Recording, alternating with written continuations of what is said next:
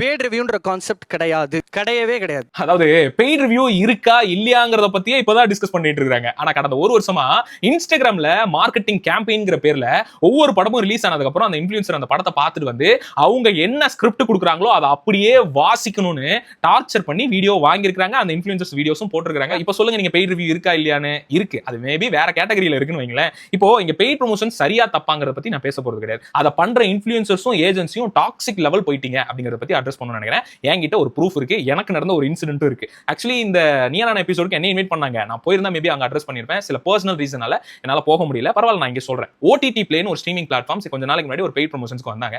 நான் வந்து ஒரு ஐடியா சொன்னேன். அது ஓகே நாங்க சரி பண்ணலாம் அப்படின்னு சொல்லிட்டு வெயிட் பண்ணிட்டு இருக்கும்போது, இல்ல இந்த ஐடியா வேணா வேற ஒரு ஐடியான்னு சொல்லிட்டு ஒரு பழைய 3 விக்ரம் சாரோட படத்தை கொண்டு வந்தாங்க. அதுல நானே ஒரு 2 படம் பார்த்ததில்ல. சோ நான் வேணா என்னால பண்ண முடியாது. நான் அந்த படங்கள்லாம் பார்த்ததில்ல. நான் எப்படி பேச முடியாது. பார்க்கலனாலும் பரவாயில்ல, பார்த்த மாதிரி பேசு அப்படின்னா நான் முடியாதுங்க அப்படின்னு சொன்னதுக்கு அந்த ஏஜென்சிக்காரே என்ன லிட்டரலி திட்டிட்டு போயிட்டான். என்னன்னா, நீ எல்லாம் வந்து என்ன இன்ஃப்ளூயன்சர், என் டைமை வேஸ்ட் பண்ற, ஏஜென்சி சொல்றத பண்றதுக்கு தான் இன்ஃப்ளூயன்சர்ஸ், நாங்க சொல்றத பண்றது தான் உன் வேலை அப்படின்றான். டேய், நீ சொல்றத பண்றது ஏன் வேலையா? நான் முதல்ல இன்ஃப்ளூயன்சரா? நான் ஜாலியா வீடியோ போட்டுட்டு இருக்கேன், எனக்கு பிடிச்சத பண்றேன். என்னடா அப்படின்னு பார்த்தா இங்க இருக்கிற எல்லா இன்ஃப்ளூயன்சர்ஸும் அந்த வேலை தான் பார்த்துட்டு இருக்காங்க. 10,000 கொடுக்குறேன், இதை நீ பேசு அப்படின்னா அதெல்லாம் முடியாதுன்னு ஒரு இன்ஃப்ளூயன்சர் சொன்னா 15,000 தரேன், வாரம் தரேன், மாசம் தரேன், காசை வாங்கிட்டு நான் சொல்றத செய் அப்படின்றான். அந்த இன்ஃப்ளூயன்சரும் அதை பண்றான். அதை பண்ணும்போது அதே லிங்க் எனக்கு அனுப்பிச்சு விட்டு இவர் பண்றாரு, நீ பண்ண மாட்டியான்னு கேள்வியும் கேட்கறான். இது எவ்வளவு டாக்ஸிக்கா போயிட்டு இருக்கு. இப்ப சொல்லுங்க, பெய்ட் ரிவ்யூ இருக்கா இல்லையா?